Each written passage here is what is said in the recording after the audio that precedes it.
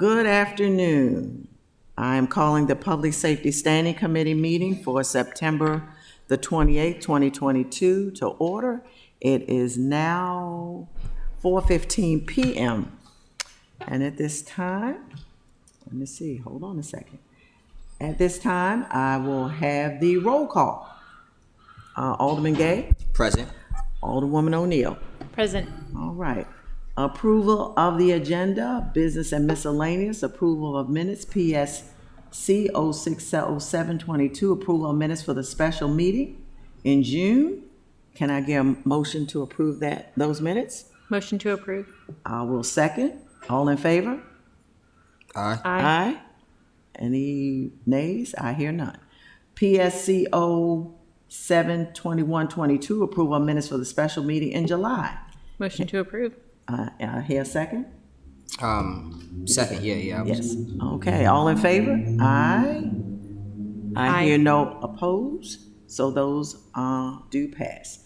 Legislation, ordinances, 03822, vehicles and traffic, stopping, standing, and parking. Parking spaces reserved for the purpose of reserving temporary assigned handicap parking spaces in residential areas for City of Annapolis residents and generally dealing with handicap parking.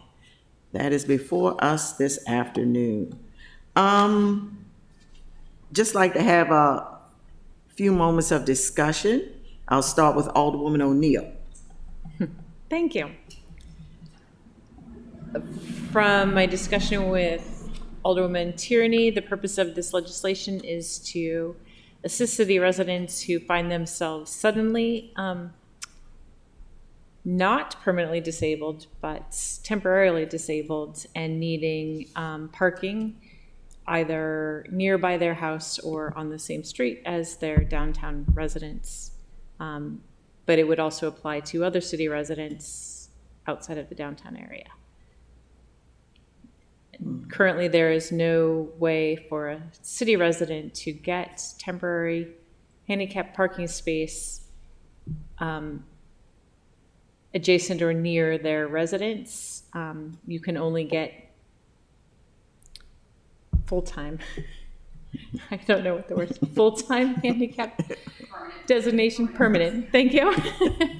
I couldn't think of that word. So you can only get permanent. And there have been several people that have requested just temporarily. The legislation does speak to it would be granted as long as it's been verified that the resident did not have off-street parking. And it would be granted based on what the state's criteria was for temporary status. Okay. All right, thank you for that. I'm glad you have spoken with Alderwoman Tierney about this since she is the sponsor of this legislation. Alderman Gay. Any input from you? I have a question actually. Yes, sir. And I'm not seeing it here in the legislation. Assuming they already have the placard, which permits you to, park into a handicap space. You mean the temporary placard? There's a permanent one and a temporary one. I think the permanent is blue, the temporary is red. Okay, yeah, assuming either of them, because the city doesn't handle handicap placards. Assuming that they already have the placard, how will this legislation further assist them with parking in handicap spots? Will they go to the parking administration and request maybe a sign directly in front of their home? Or how would that work? Because otherwise, if there's no sign on their street or in front of their home, they'd still be relying on the space in front of their home to be vacant just based off of the assumption that, people know that they are handicapped. So if it's temporary, there's not going to be necessarily handicap parking there in front of their home. Mm-hmm. And it says, if you look on page 2, and it talks about the establishment of the parking, and it talks about one, proof of residency at that specific address.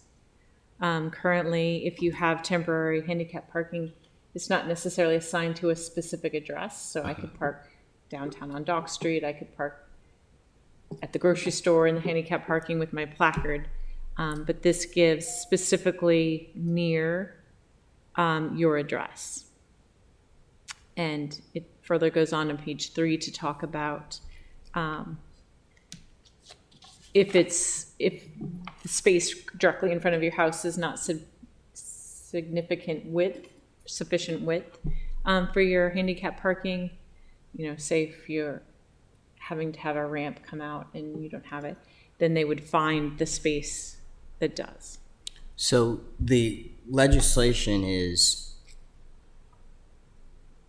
and again, I guess I'm just understanding differently, because I'm thinking, okay, if I have the placard in my car, the one that's given by the state of Maryland, and I'm parked, let's just say I live on Conduit, and I'm parked in front of my house on Conduit, and I'm not in a handicapped spot, and a parking enforcer rides by, if they see the placard, I wouldn't be fined because I have the handicap placard.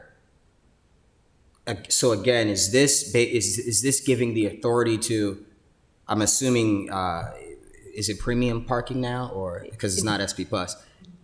It designates a spot, Okay, so yeah, so With a you'll have sign. it right out front of your house, and it'll Yes. say, like one of those little No white parking signs? paper Okay, signs on a okay, thing yeah, that yeah. says handicap parking for this amount of time. and right now that's illegal, I'm assuming, to do so.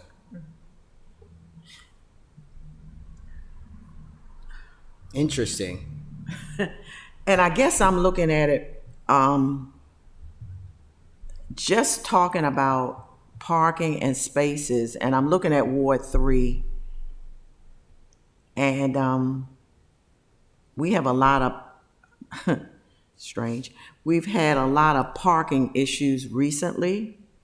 So I don't know how this would affect us. And we've had situations, and of course it's legal, if somebody lives in Eastport and they park in Parole, just normal times, I've had people call and say, this car's been sitting here for a month. And I said, okay, I'll send out police or ADOT to come out and take a look at it, and finding that it is a city resident. So starting with that premise, people get aggravated a lot. And I know parking has been an issue downtown for years, but in Ward 3, it has become even more of an issue. And I'm looking at page 2B, 1B, line 21, proof of residency at an address in the city of Annapolis, which means it could be any address in the city of Annapolis. And if it's 2 blocks over,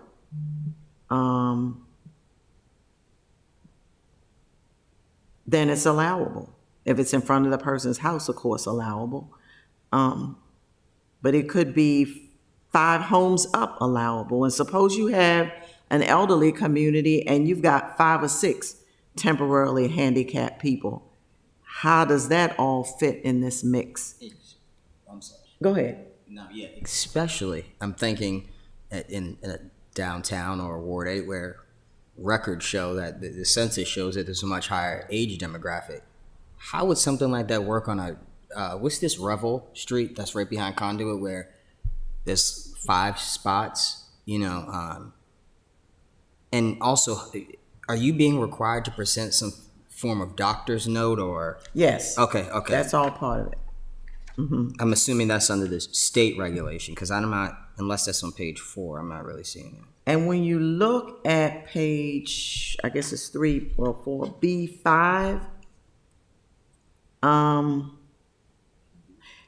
sorry, page 4 and line 9. The space is for temporary use only during the duration of the disability. If the disability becomes permanent, the designee must apply for permanent handicap parking through the state. Well, I guess who determines, when does one know in the neighborhood when a disability of a certain person goes from temporary to permanent? And how long would it take for that to occur? And then for a permanent handicap parking authorization to go through the state. So say you have a temporary disabled person who has a space, but then a person who's home there and parking in front of is now permanently disabled. To me, there are all kinds of issues that I see and challenges that I see with this. And like I said, I'm going from the baseline of parking. It's now in Ward 3 becoming a real issue. And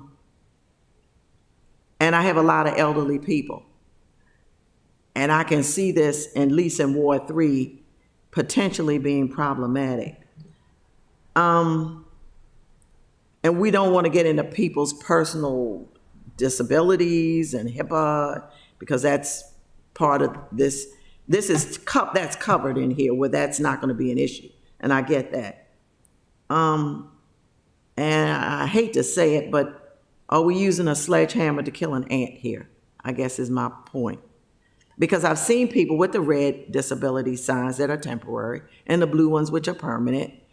And I would assume, but I'm not going to assume, that that's sufficient. Maybe our city law office can weigh in. Well, I can try.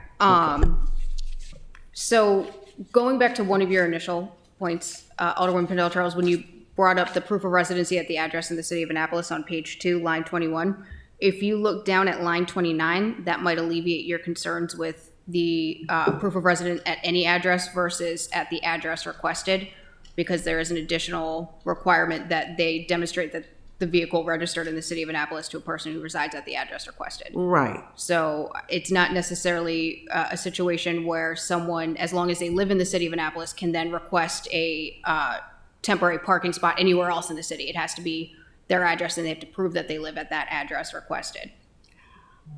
True. And I understand that. But the closest one may be, true, Pearl versus Eastport, but the closest one could be 5 or 6 houses down on the same street. And if you have several elderly, handicapped persons, that's potentially a problem.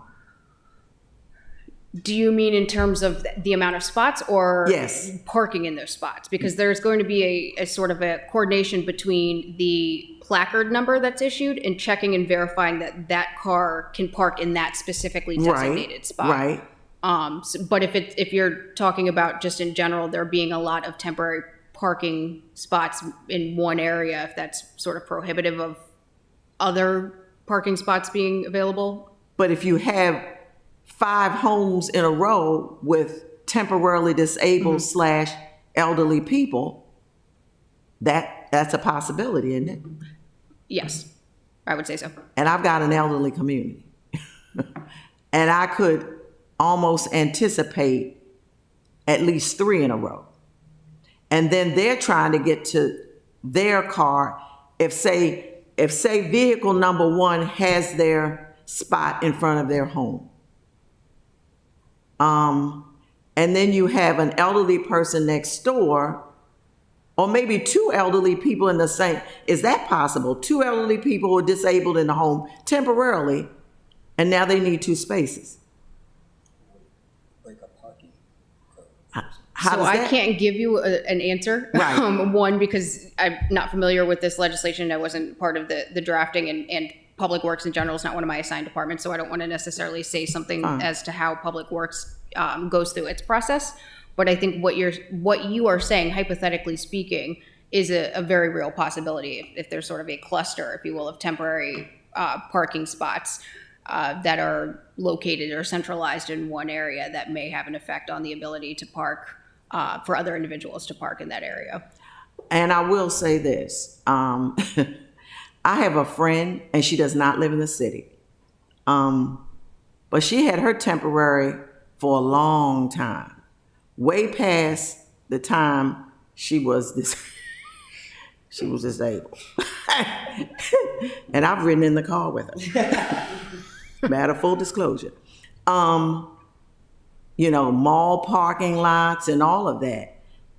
So who's monitoring? Nobody's looking at somebody's medical records. Of Right. course Well, not. and that's and Cynthia and I were just discussing if there's sort of a limitation on temporary placards that are issued. I would assume that that's something that the state does, and they monitor. And I think part of why this is being introduced, and correct me if I'm wrong, is the state doesn't necessarily always notify the city when a temporary placard's been issued, but they do when a permanent one has been issued.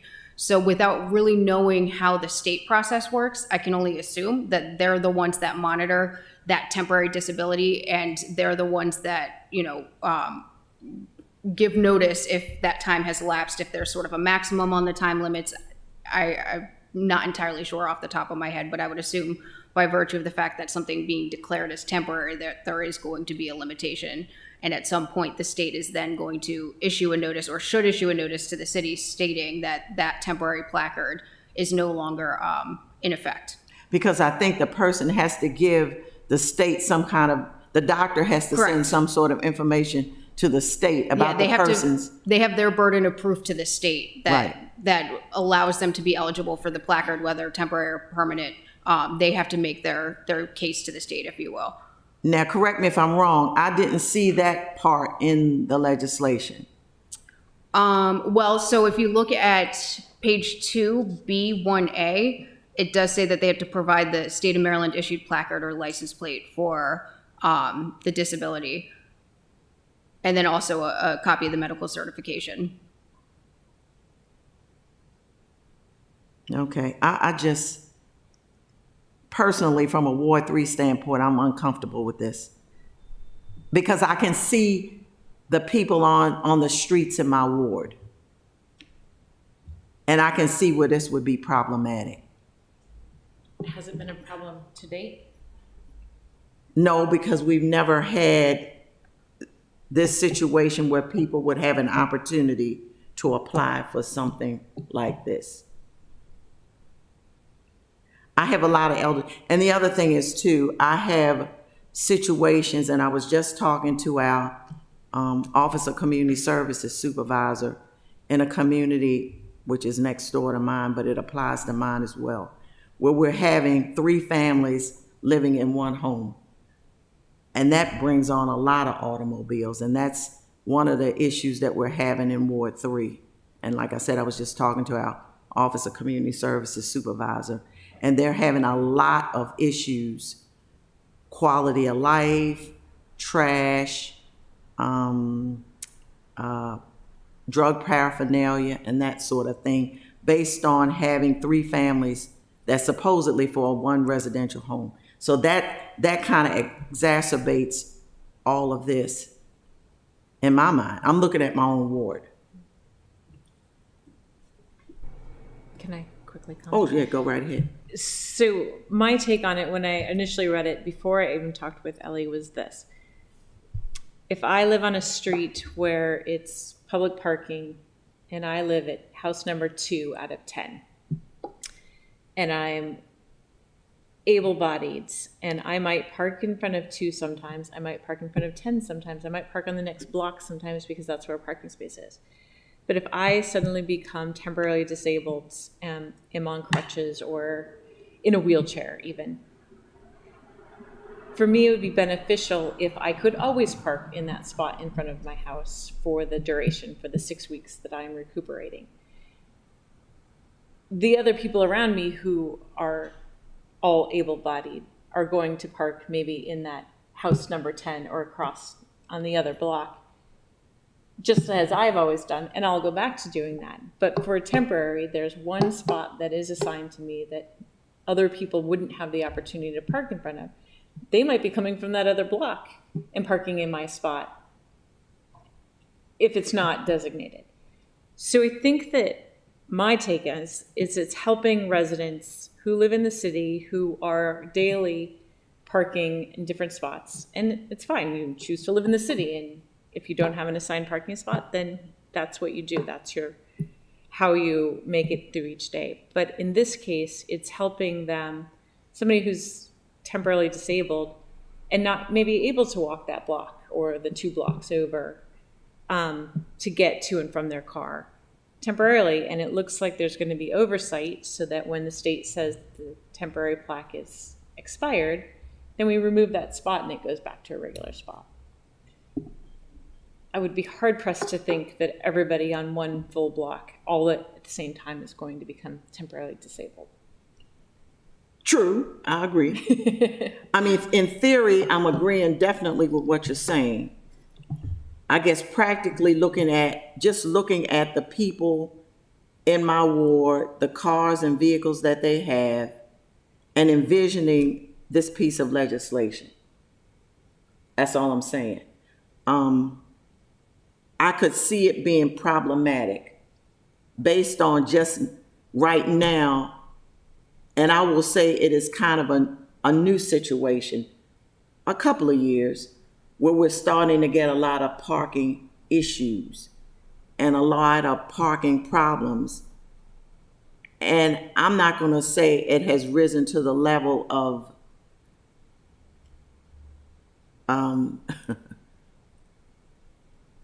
violence. No, it has not.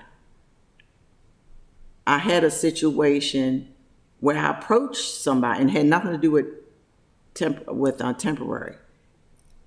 And I was trying to get something situated on a particular street. And the resident slammed their door in my face. Now, I'm tough. I mean, I didn't take it for what it was.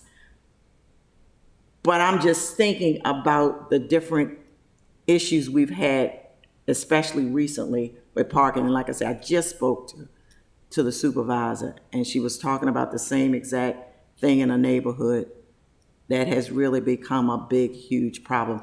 In theory, I agree with you totally. Practically, I'm looking at the situation on the ground and knowing the residents and knowing pretty much how old all of them are. And just how things move about. And I could see possibly a problem. Alderman Gay? Yeah, I'm just still wondering if the legislation is necessary. I'm looking at the NBA webpage. I don't know if it's necessary to, even if it's an amendment to the code, I don't know if it's necessary to do so. And all three options that they have to apply for disability parking, whether you can do so online, electronic, or the physician can do so online. You can do it electronically by completing a form and then having your physician fill it out and then sending it in. Or you could do the whole process by mail. That starts the process for you to get a placard, whether permanent or temporarily. Once you have that, you should just be able to go to, I still say SP Plus because it's right up the street, premium parking, or whoever is running the parking nowadays, I don't know. You should be able to just go there on West Street, show them your placard with the up-to-date, because it still has the stickers on it, like a license does, and they'll give you the temporary white sign.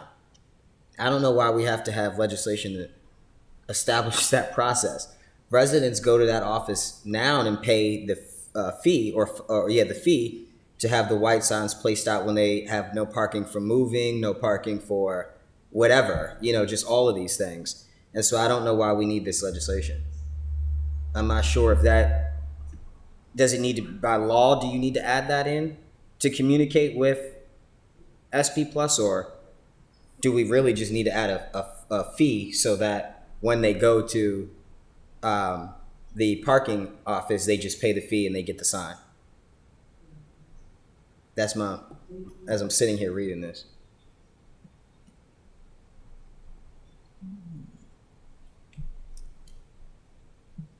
And I think I don't know how much it is, but it's fairly cheap to apply for no parking signs. Let me see if I can try to pull it up. That's by day. If you're So- moving, you pay per day. Okay, so we'd have to establish a fee for a month. No parking city. However. Or 6 months. Yeah, I was gonna say. Okay, yeah, whatever yeah. time limit there is. If you want to make it a limit, 6 months, 3 months, whatever. Well, it would be, okay, so it's $25 to $35 per day if you want to reserve a spot. So multiply that times 6. No. I think that's why the legislation is out there. But it would have Because to. right now, their only option is to apply for that temporary no parking. at a per day rate. And Well, maybe, I don't know if the sponsor would be comfortable with adding some sort of fee. There should be a fee associated with it. I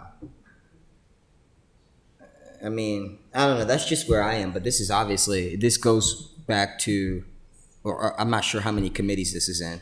Just this one. Oh, okay. Oh, wow, which makes it even more. I'd say just, me personally, I get the idea of it. Yeah, like I said, I agree from a practical, from a theoretical standpoint, yes, I get it. But I'm just looking at my own ward. And I know some of the specific parking issues we've had.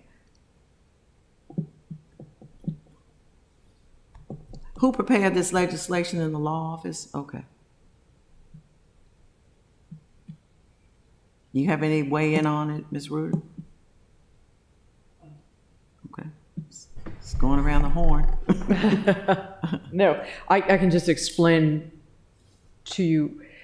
So the Public Works Department gets notice from the state about permanent disabilities. They do not get notice of temporary disabilities. When the city gets the permanent disability notice, they automatically kick into gear and get together a handicap parking spot near the person's house. It's not legislated, it's just courtesy that the department has done. The state then sends them notice if that disability permission goes away. And then the city goes and takes the signs away and the parking spot is no longer handicapped. They don't do it for temporary because the Public Works Department can't tell the difference from the information that the state sends them. So the only way for the city to apparently to have a temporary is to have something in the code. There could be other ways to do it, but this is the way that we thought was the best. What were Does the that other make ways? Don't know of other ways. Okay. I'm still saying, why, if the state's doing it that way, where they're transferring information for For permanent versus- disabilities. versus temporary. And if you have a temporary disability, we're talking about a broken leg or something, it could last 6 months to a year. Is it really that much? And she's saying there's nothing in the code or law that requires right now the Department of Public Works to do this. It's as a courtesy. And so can't the same thing be in place for a temporary disability? Either the person, the individual from the public, notify in person the Office of Public Works or the parking authority, and as a courtesy, the city does the exact same thing. They intercommunication. Is it? I mean, if I hurt my leg on July the 1st, and they say, all right, you're in the cast for 6 months, I go on July the 3rd to Public Works. I say, hey, here's my doctor's note. I've got my application, finalized for a temporary disability form. Here's all that information. Department of Public Works takes that. They send it over to Premium Parking. Premium Parking puts a sign up in front of their house. That's 2 seconds, really. And so, I mean, maybe I'm looking at it too simple, and maybe there is, a complex process behind finding the parking spot and, making sure that it's the right, a specific yardage away from the door or whatever. I don't know, but to me, it just seems as simple as that. Is it that simple? So, as you can tell, we're having a little bit of a sidebar. From a legal perspective, I was just explaining, I'm a little bit concerned the fact that there isn't any legislation regarding the permanent placards. It could be argued that it's arbitrary to sort of treat the temporary placards and have this whole process lined up for the application process, the criteria and everything like that. And then there's no legislation whatsoever governing the permanent placards that are issued. And those are just sort of, as a courtesy, Public Works is going out and putting up the signs and what have you. So, there are probably alternative methods here, which would include legislation that also covers the permanent placards, or trying to communicate with the MVA to ensure that the city is notified when the temporary ones are issued. My understanding is that the MVA may be difficult to get a hold of for purposes of trying to coordinate with them and making sure that both temporary and permanent placards, once issued, that information is then relayed to the city, because it is sort of only just the permanent ones. But if, I guess in a perfect world, it would be nice to have the MVA also notify the city of the temporary ones, so that Public Works can do what they do with the permanent ones without the need for legislation. But if there's going to be legislation that's drafted that governs the temporary placards, it probably also should govern the permanent ones, so that there is consistency across the board. And it's not sort of different treatment based on the disability that the person has at that time. So it's a little bit more complex than I thought Right. walking into this meeting. I mean, of all people in this room, I should be the one most sensitive. I'm the oldest person by far. Okay. All righty. I'm really torn, to be honest, with this, from a theoretical versus a practical standpoint. Just looking at my ward, we've got some substantial parking issues. And like I said, I was just talking to the OCS supervisor about it, just before I stepped into that doorway. Just so happened. I'm gonna be abstaining. I really don't know which way to go on this one, to be honest. And, I'd say we just I'm sorry. go ahead. I'd just say we send it back to the sponsor and ask her to coordinate with law and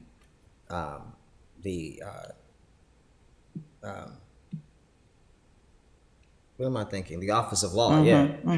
I was about to say city clerk, but the Office of Law, to get the appropriate steps in place.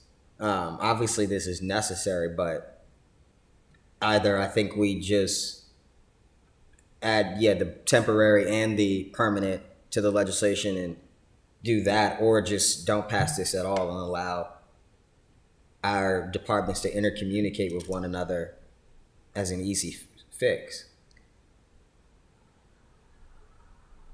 So forgive me if I'm wrong, but our goal today is to either give it a favorable or unfavorable review or to the council. Right. Oh, we could, I'm not necessarily going along with Alderman Gay's suggestion on postponing it, but that's an option too. Because if it gets regardless of what happens, I've always been told that favorable or unfavorable recommendations by committees is almost, I don't want to say useless, but it's more what do you use the word when you're doing it just for, it's like pomp and serve, Perfunctory. yeah because it regardless is going to get sent back to the full council, and so it'll be there regardless October the 10th. My children laugh at me when I use that word. But, well.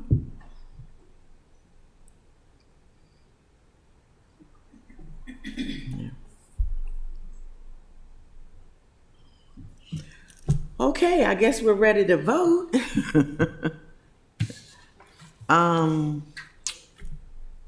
Okay, we have before us O-38-22. All in favor of giving this piece of legislation a favorable recommendation to the council, please say aye. Aye. Anyone opposed? Abstain. I'm abstaining as well.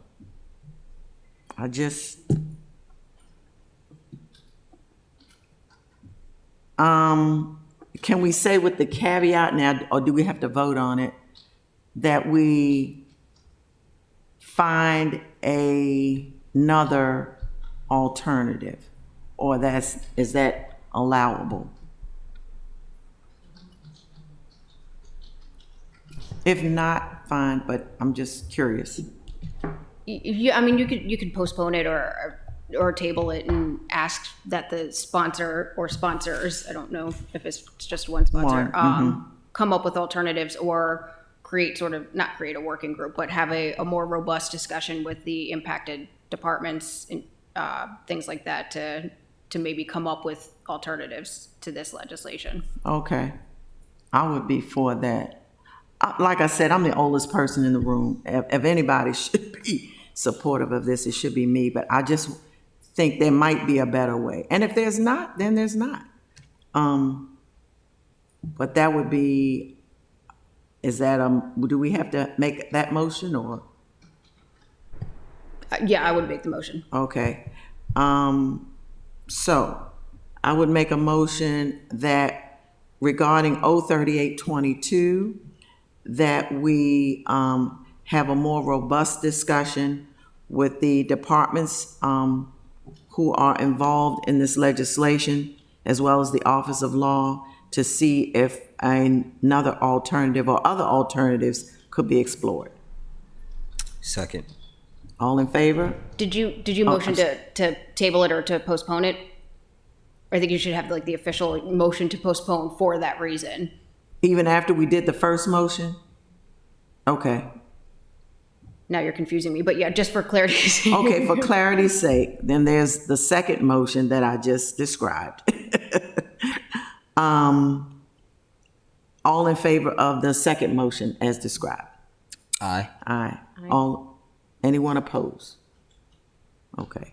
And even I would, and this is just a sidebar, have Alderwoman Tierney involved in that as well, since this is her legislation.